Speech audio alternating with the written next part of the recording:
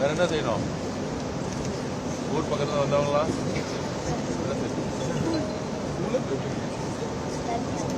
School தனியா school போயிட்டு இருக்கு வேன். அப்புறம் தனி டைமிங் வேணும்ல, ஸ்போர்ட்ஸ் பசங்க தனி டைமிங் வேணும்ல. அதெல்லாம் நான் எனக்கே அந்த பிரச்சனை வந்துருக்கு. அதனால ஸ்பெஷல் அட்டென்ஷன் ஸ்கூல்ல இருந்து கொடுக்குது. ஓகேவா? சீக்கிரம் கூடிய சீக்கிரத்தில் உங்களுக்கு வரும்.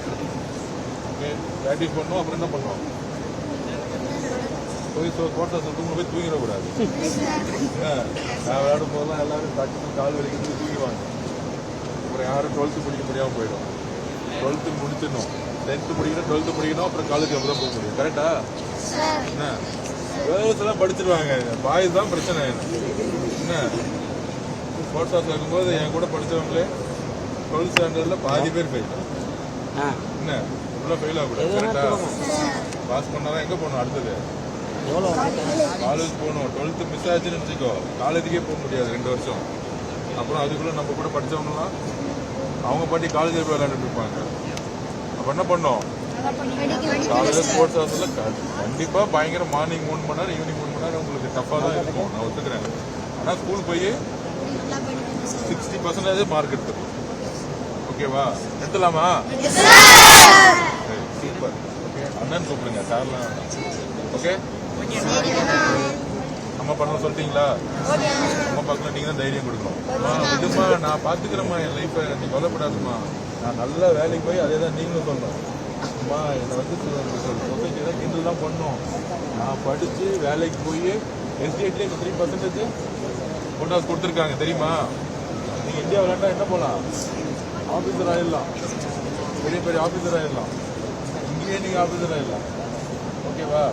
அதனால் அதுக்கப்புறம் படித்து 12th அப்புறம் என்ன வந்தால் என்ன ஆகும்? பெரிய பெரிய காலேஜஸ் இருக்குல்ல, இங்கே லைலா காலேஜ், யூனிவர்சிட்டி, கண்டிப்பாமா, எஸ்ஆர்எம், அந்த நிறைய காலேஜஸ் இருக்குல்ல.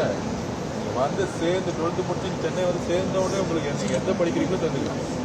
எல்லாம் ஃப்ரீ தான் பண்ணுறோம். ஃப்ரீ இல்லாது ஸ்காலர்ஷிப் உங்களுக்கான இம்பார்ட்டன்ஸ் இருக்குது.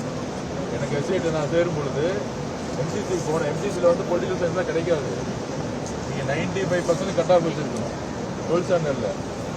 ஆனால் எனக்கு அப்படி இல்லை. ஏன் தெரியுமா? ஸ்போர்ட்ஸில் நான் இருந்தேன். போயிட்டு எனக்கு டக்குன்னு பொலிட்டிக்கல் சயின்ஸ் கொடுத்துட்டாங்க. நீங்கள் போய் மெட்ராஸ் கிறிஸ்டியன் காலேஜில் போய் நீங்கள் பொலிட்டிக்கல் சயின்ஸ் சேரணும்னா சாதாரணமாலாம் கிடைக்காது. அது இருப்பாங்க கிட்டத்தட்ட ஒரு 20,000 பேர் போய் அப்ளிகேஷன் போட்டிருப்பாங்க.